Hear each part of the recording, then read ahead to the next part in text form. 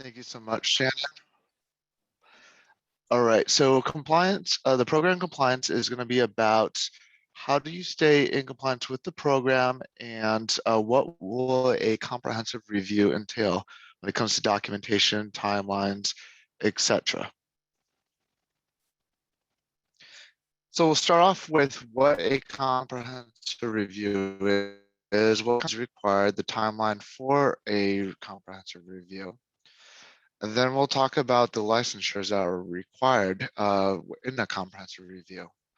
Later on, Jennifer will talk about what we'll do with potential findings, next steps, how we rate your comprehensive review, and then we'll go over some of the program resources and contacts reminders.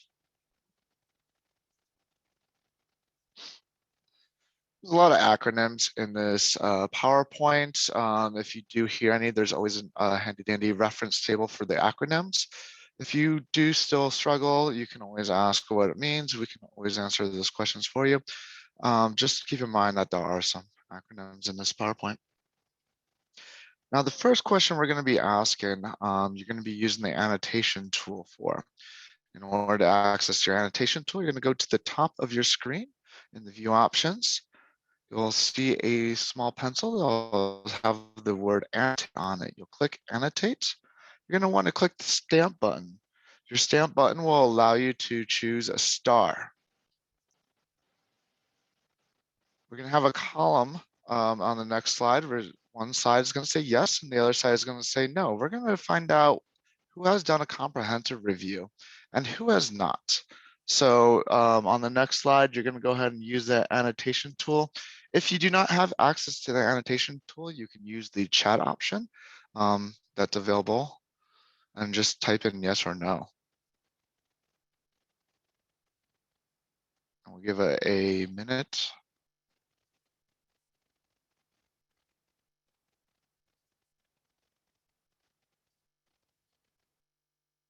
Looks like we're about at 50 here.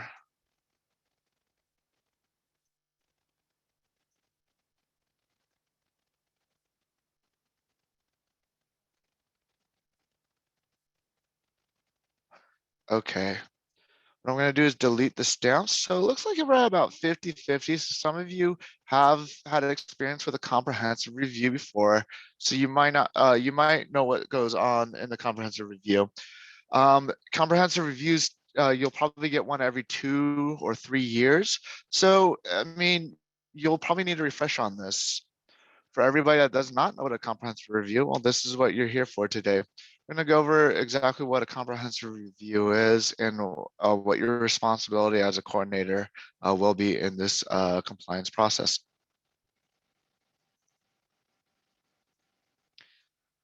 So a comprehensive review examines the district's costs when it comes to annual and quarterly costs on the MAC side. The reason why we do this is to make sure that you are maintaining compliance within the program and reporting the correct costs. We'll also be looking at things like licensures to make sure that the providers added to your staff pool list are within compliance of the program as well. We'll also be looking at other things like IEPs, direct medical credentials, other plans of other plans of care documentation for the periods that we do select for review. We'll send you an email stating that you have been selected for a comprehensive review. You'll be a couple of providers will be selected, and you'll be responsible for sending us documentation via a FTP site. You'll have the opportunity to have an entrance call if you do need further clarification about what the review process looks like.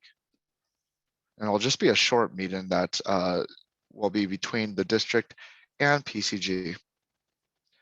Once the review is done, you'll be scored in a summary report. This will tell you how well you did on your comprehensive review. If there has been any failures or findings, those will have to be swiftly corrected in the PCG claimant system to make sure that your district is still within compliance. So what exactly will we take a look at in the comprehensive review? Well, we're going to be looking at payrolls, We're going to be looking at transportation costs, your service logs, IEPs or other medical plans of care, your direct medical other costs, receipts or invoices, and then your licensures for your providers. Again, if we find any if we have any findings, additional steps or training might be required after the comprehensive review. We're going to dig into the documentations themselves. The first documentation we require is payroll. We're going to be looking at two different kinds of payroll. One is going to be covering the dates of service, which is annual. So we would be looking at when the service was rendered by the provider. And then the other one would be your MAC quarterly. We look at when what periods that was paid out. So if we were looking at the JM quarter and we were looking at somebody that was working in March, we would not be looking at anything that was paid out in April for the work that they did in March. We'd only be looking at stuff that was paid out in March. Of course, all your payroll will need to have a fund account code. We need to know that this is being pulled from either a general account or a federal account, which is non-reimbursable. Salary and benefits should also be broken out separately. When we look at direct medical other costs, a receipt's not needed, but the name of the item, the fund account code, and the purchase price will all need to be included on the report. When we take a look at licensures, that should cover the quarter that we're examining for the comprehensive review. We want to make sure that these licenses do not expire during the fiscal year, do not expire during the quarter that we are examining. So otherwise, you would not be able to recuperate all costs for that quarter, and you're no longer in compliance.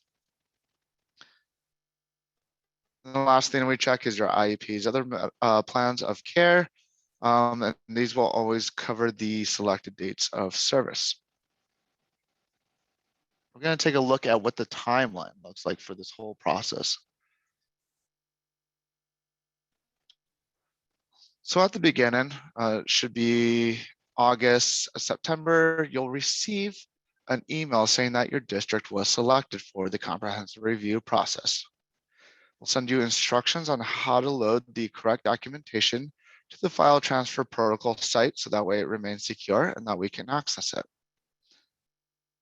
PCG will then review the documentation and will send any necessary follow-up questions to you using the CO review email that is used by the comprehensive review team. Once the comprehensive review is done, the results are going to be sent to the department for the review. At the end, the district is sent a summary report. This has the results of the review, giving you a pass or a fail in certain categories, and might require a corrective action plan. This whole process will take 20 calendar days from the date of the first email sent for the notification. And then on the side, the Colorado Department of Education will reach out to a selected district for parental consent forms.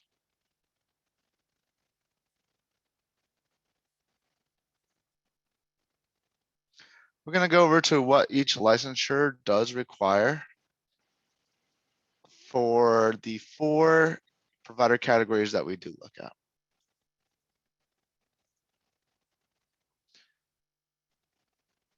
So this will be conducted in August, September when we look at your licensures. We're going to be looking at this the SPLs that you certify at OD21. So your licensure request will be for 4 following provider types: applied behavioral analyst, speech language pathologist assistant, school psychologist, and nurse practitioner. We're going to go into each of those and what they require. The first job category would be applied behavioral analyst. For this, the required certification will be a nationally certified on the board certified behavioral analyst from the Behavior Analyst Certification Board.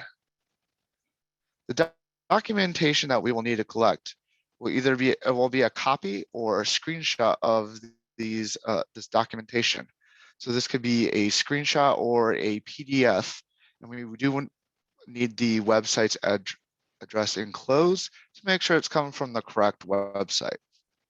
For all job category licensure requirements, you do have a qualification quick reference guide for these direct services that can be found in Appendix 2 of the SHS program manual located on the SHS website.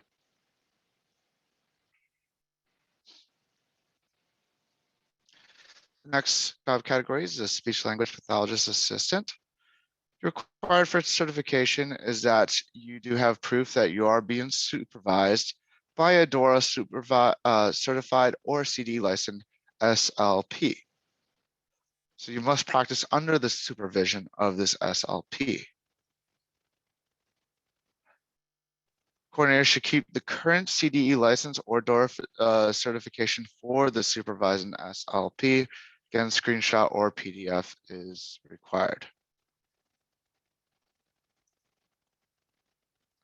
For school psychologists, they'll be required to have a master's degree or higher in behavioral health science or education with an endorsement of school psychology. They'll be operating under the supervision of a DORA licensed doctorate level psychologist. We'll require certification from the NSPCB and supervising psychologist credentials.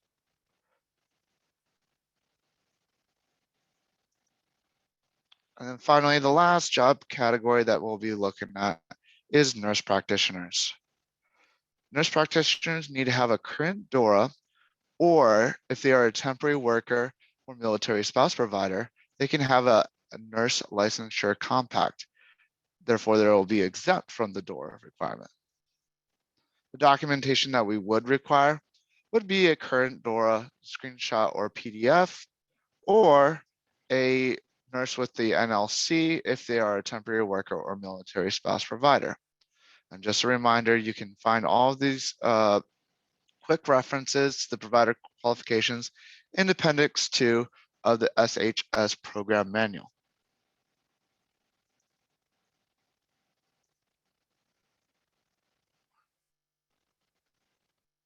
All new providers that are added to the SPLs in the direct service cost pool should provide coordinators with the appropriate credentials. So they'll be providing you with the licensures that they require for their position on the staff pool list. Any providers that were added starting in OD20 will be subject to a selection for the licensure review process if they're selected in September 2021. Both existing and new time study participants should be trained in how all their medical plans of care that stand alone.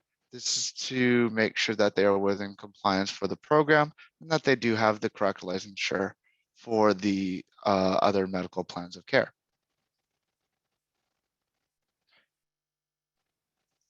The next thing that we're going to be doing is getting into a breakout session. We'll be breaking up into groups and then answering the following questions. When we re-adjourn, we'll be answering these questions and kind of having a discussion. So we'll be in the breakout room for 10 minutes. We will require a speaker for the group. The way the speaker is chosen will be you select a random number and the facilitator will select a number 1 out of 10. Whoever's closest to the facilitator's number will be selected as the speaker of the group. You can go ahead and add us to our groups, Tracy. Great. I'm going to go ahead and assign you guys to a room. Go ahead and accept that little invitation that pops up, and I'll see you back here in about 10 minutes.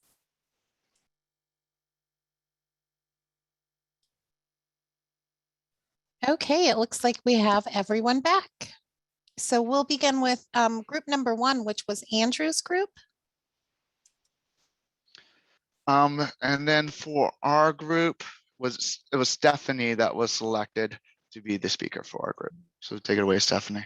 All right. Hi, everybody. I'm Stephanie from Adams 12. For the first part of the questions, what are the areas of compliance that your districts have been focused on? And we had, pretty much trying to focus on every part of the compliance piece, but also a lot of people have been focusing on licensure because it was brought up that as opposed to ASHA, CDE has a lot of different types of licensure. So making sure that the providers have the actual correct license required was a big thing. And in conjunction with that, it was brought up that TEE license providers cannot operate as SLPs. Did I say that correct, Cheryl? I hope so. I think And it's then- TTE, sorry. A TTE can't operate as an SLP. Okay, so TTE.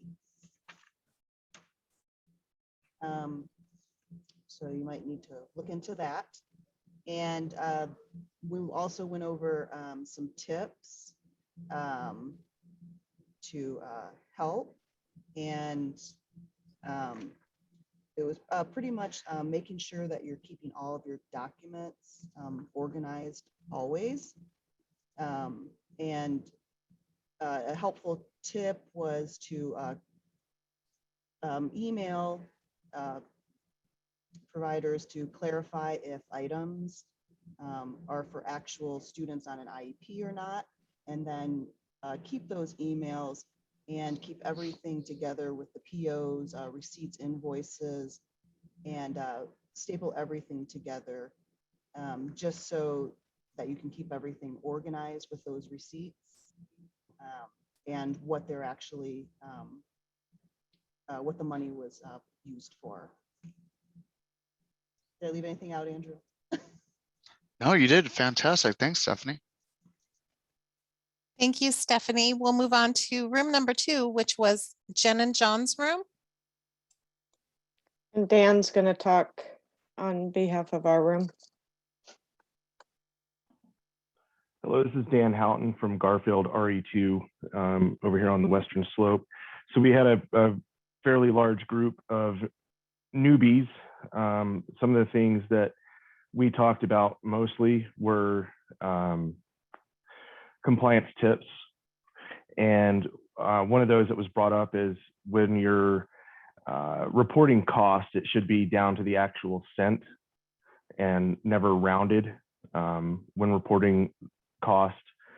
The other thing, again, going back to the licensure, was keeping the licensures for those providers for at least 6 years, and starting from basically the time that that provider began working in your district. If they switch licensing or switch kind of a national provider list, keep a record of the previous or past license on file when doing that. So that was pretty much the extent of what we had come up with. Great, thank you, Dan. So the final group would be Rose and Shannon's room.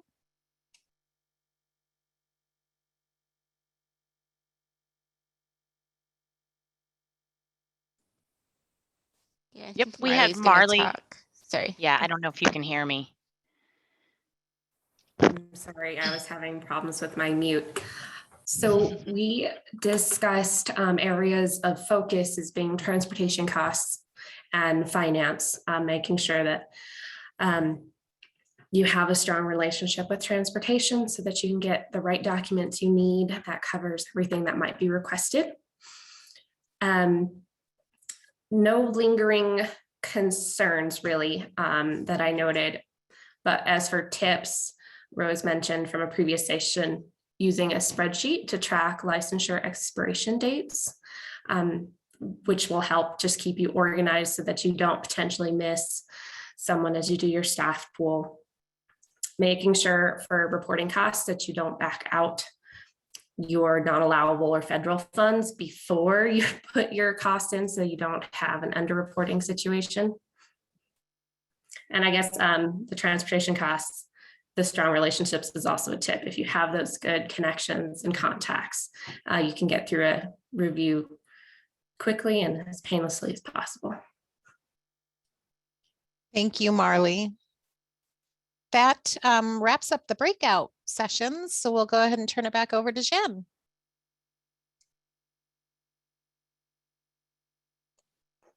Thank you, Tracy.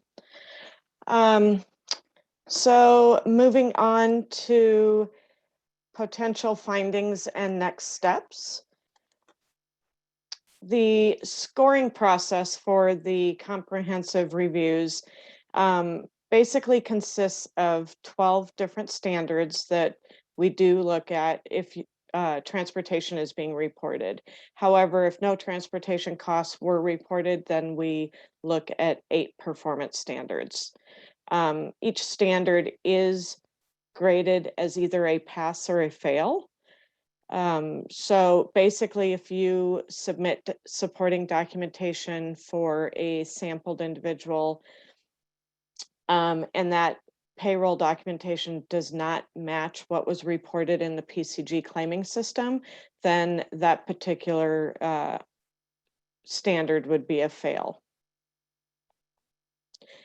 Each district's overall score is dependent on the costs that are reported and are individual to each district.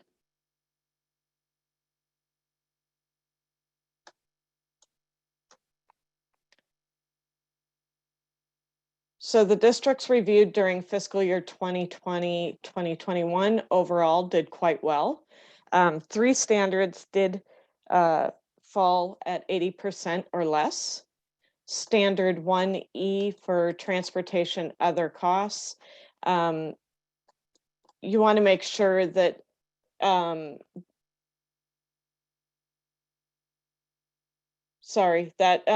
actually includes your insurance, maintenance and repairs, fuel and oil, lease rental, those type of costs. We did have 12 compliant districts out of a total possible 15.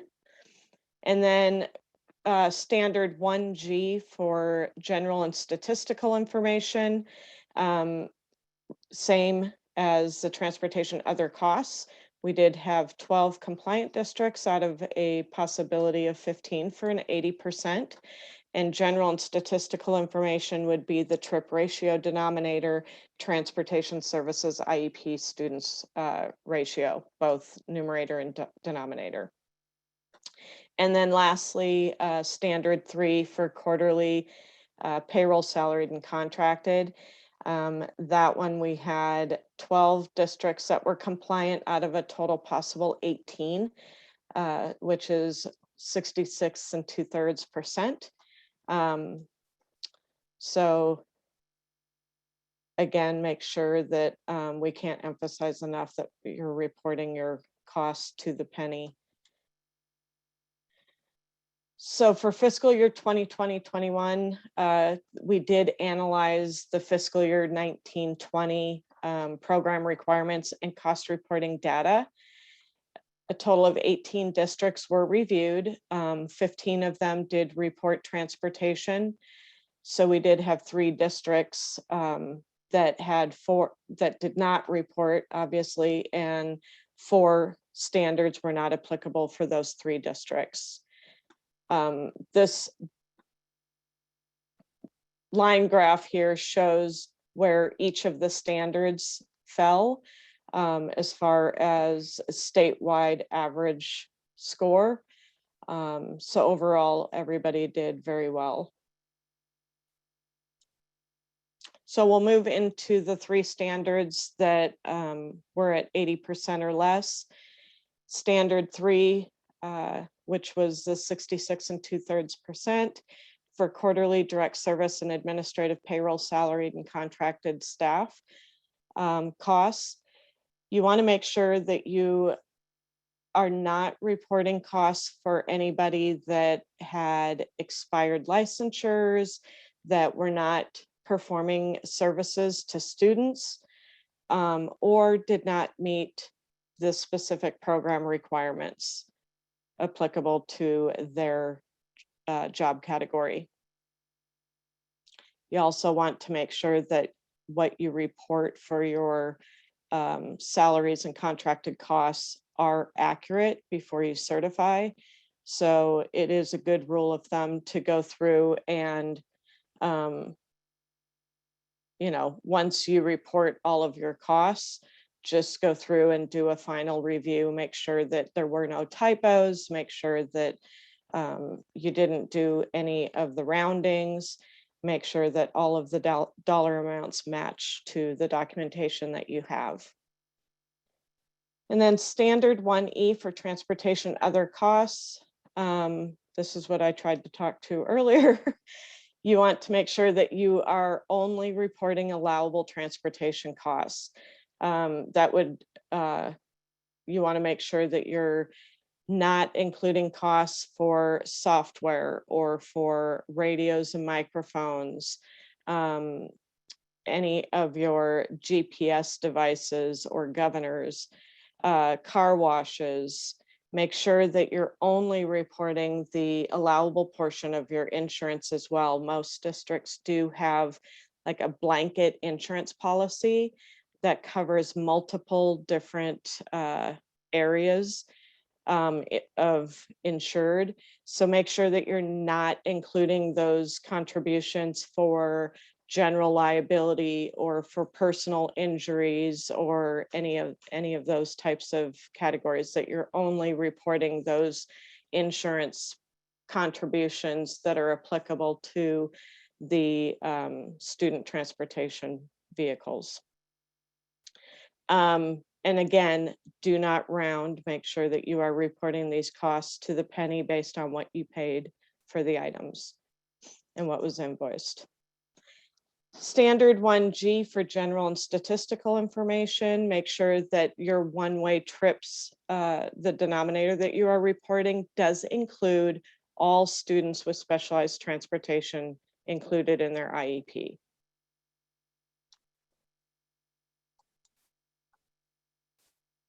So districts who receive a fail on any performance standard is required to attend a strategic intervention training, which provides additional targeted training on the specific failed standards. So make sure that you do have all appropriate district staff. They are required to attend the trainings. And the strategic intervention trainings, there are 5 of them. They are available to all districts, whether you require a training or not. They are available for review throughout the year.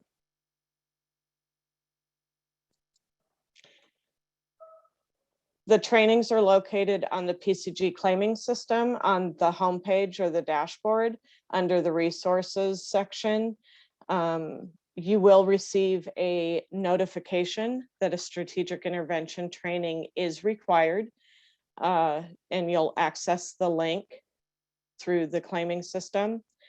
You want to make sure that if you have any required staff that need to attend this strategic intervention training, if they don't have access to the system, that you reach out to the PCG help desk as soon as possible so that those individuals can gain access and complete the sit. Once you view the training, make sure that you are completing the completion form to confirm that you did attend. So again, there are 5 different trainings available, and the trainings that would be required for you to attend would be based on the standards that did have a failed comprehensive review score, and they are broken down by the different standards. So we have the annual direct medical costs training, we have a licensure training, we have a training on the specialized transportation costs, training on the billing and services documentation, as well as the quarterly MAC.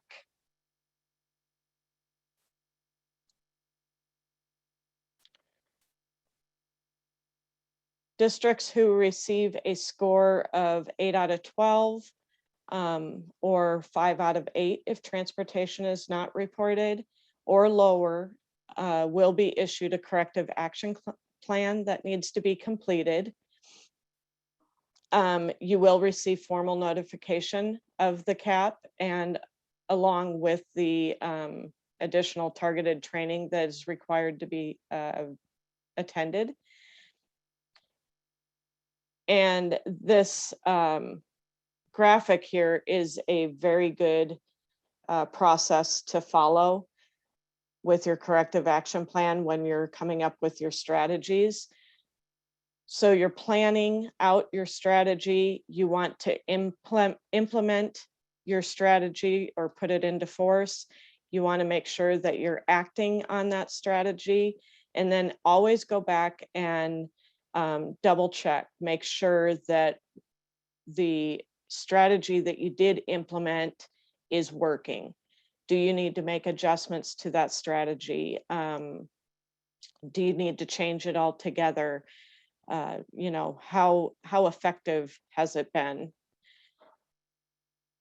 And then the department does have the discretion to select any district that, based on their final results, that they deem necessary to go through a comprehensive review again the following year.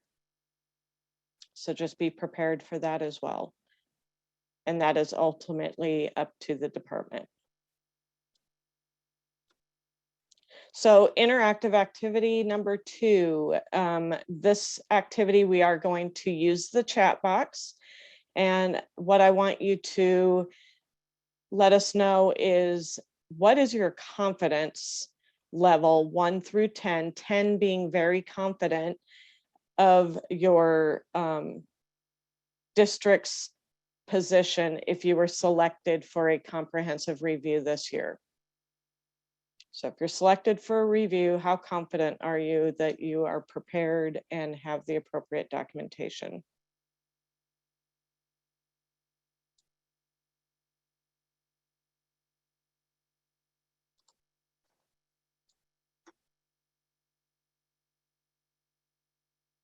So we have a 6 in there.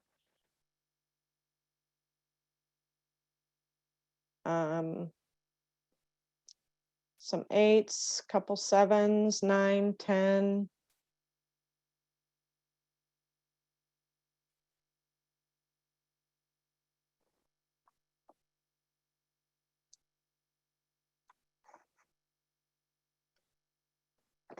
Several 6s.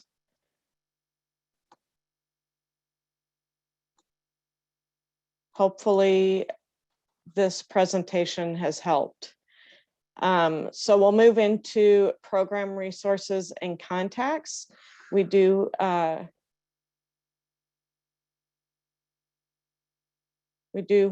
a poll question. It is answer true or false. It is okay to round costs being reported to the nearest whole dollar amount.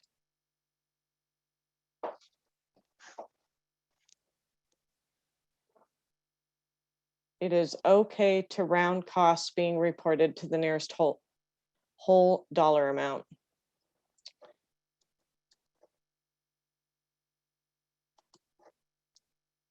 I can't move this. There we go.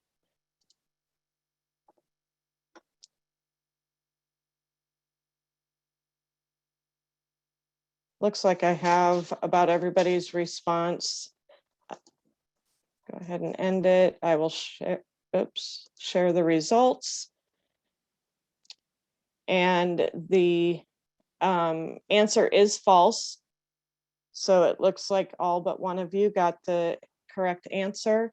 You never round any of the reported costs. No matter what you're reporting, you're always reporting to the penny.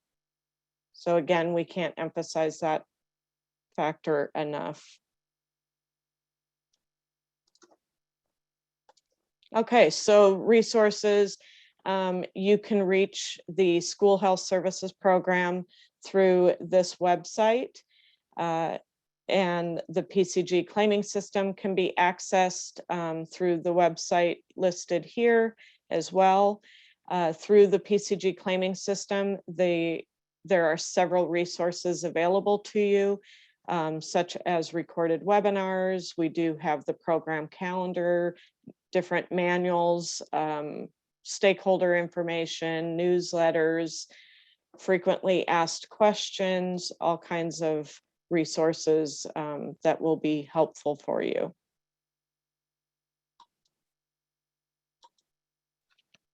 And you can reach the department or Shannon Huska directly at her email address or this phone number, as well as reaching PCG annual or RMTS MAC help desks at the applicable email addresses and phone numbers. I also want to mention as well that there are, at the end of this PowerPoint, there are a couple